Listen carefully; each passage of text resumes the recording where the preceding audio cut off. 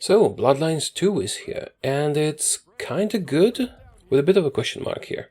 See, it is supposed to be a continuation of Vampire the Masquerade Bloodlines. A wonderful RPG. A wonky, buggy mess, but with lots of character, and really fun to play. And Bloodlines 2 was stuck in development hell for quite a while. Now we have it. Is it worth it? Yes, but with a bit of an asterisk here. See, it's not really an RPG. If you're expecting a continuation of Bloodlines 1, it's not really that. It's still worth playing in my opinion. This is more of a story game with combat and exploration elements. You play as an elder, you wake up in Seattle, severely weakened, and you get to unravel the mystery of how you got there, among other things. I don't want to spoil too much. The game splits your time between mostly playing as yourself and your chosen clan, and a Malkavian noir detective stuck in your mind and his flashbacks. It's actually well done, and he has a very good voice actor. The game rests on the story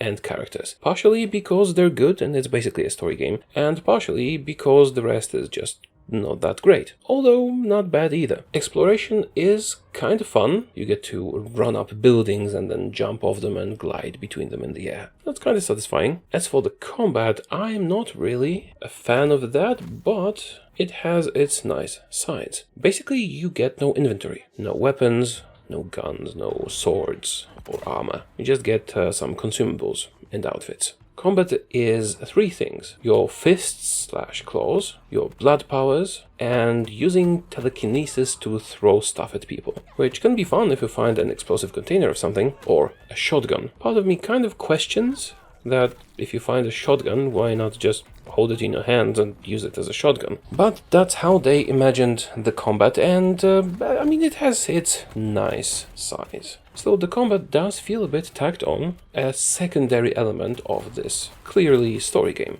So don't feel bad for playing on the lowest possible difficulty, just to get a bit of a power fantasy in the combat and get it over with soon. The footage you're seeing is on easy. It's not the easiest difficulty. There's also casual, and that's perfectly alright. Just focus on the story. If at this point you feel like the game might not be worth playing because of the underwhelming combat and no inventory and all that, I do disagree with that. The story part is actually quite good. I also really like the music, and it does a good job immersing you into the story and into the role of this ancient vampire. You can play as male or female protagonist, and this is unusual for me because I usually play guys, but I did have a better experience when I played as a female protagonist. I just feel like she fits the story better, and I like the voice actor more. This is not really a review, just impressions, but if you would like to play a story game in Vampire the Masquerade universe,